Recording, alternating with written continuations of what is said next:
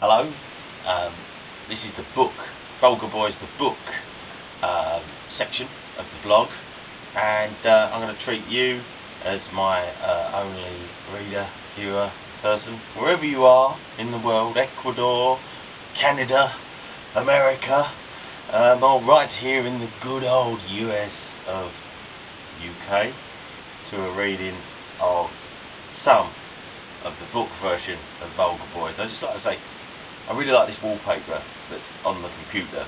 I don't know where they got that from, but right. Where the fuck are they? Says Ryan, looking out of the window. It's only 7:15, says Karen, drinking her coffee. We need to avoid the rush hour traffic. We've got a 4-hour drive as it is. We don't want to get jammed up. To be honest, I would have preferred to have left earlier. But leaving at 7:30 should avoid the rush hour. Yeah, avoid the rush hour here, but when we get an hour up the road, we're going to hit the rush hour there. It was strange having the place to myself for 3 days. You still having a girly weekend? I think so. Julie said she was up for doing something, but I've got a feeling she'll blow it out. Yeah? Well, she's on detox. She has to watch what she eats, apparently. Fucking detox. She only shits herself because she can't handle her job. Stupid bitch. Bragging, moaning. If she blows it out, you'll probably have a better time. You're probably right. Where the fuck are they? Says Ryan, opens the front door and takes a look up and down the street. He comes back in, shaking his head.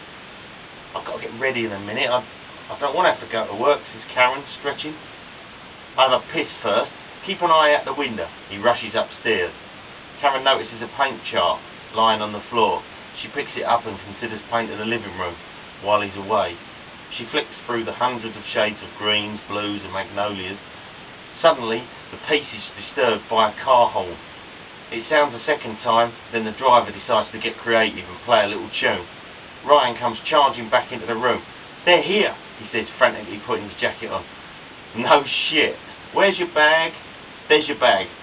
Have you got your phone, your charger, your wallet? Ryan is looking around in all directions, checking his pockets. The horn is still sounding antisocially outside. Ryan suddenly stops, checking his pockets, and opens the door.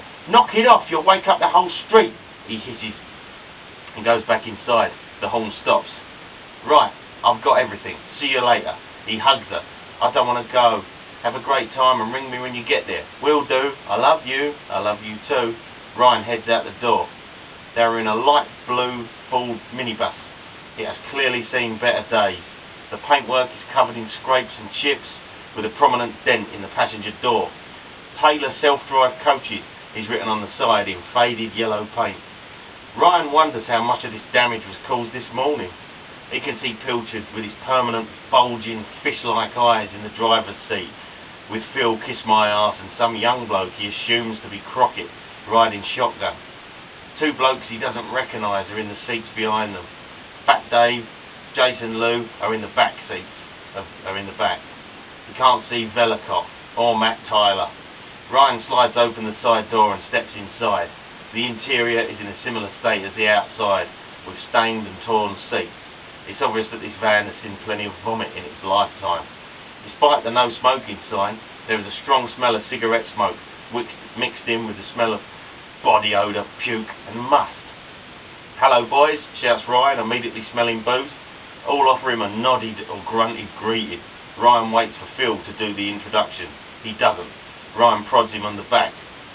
You going to introduce us, or am I going to stand here like an arsehole all day? Oh, sorry, this is my cousin Ryan.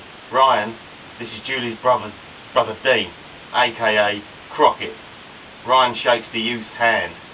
He's a short, chubby with a trendy haircut and bum fluff. His eyes are too close together.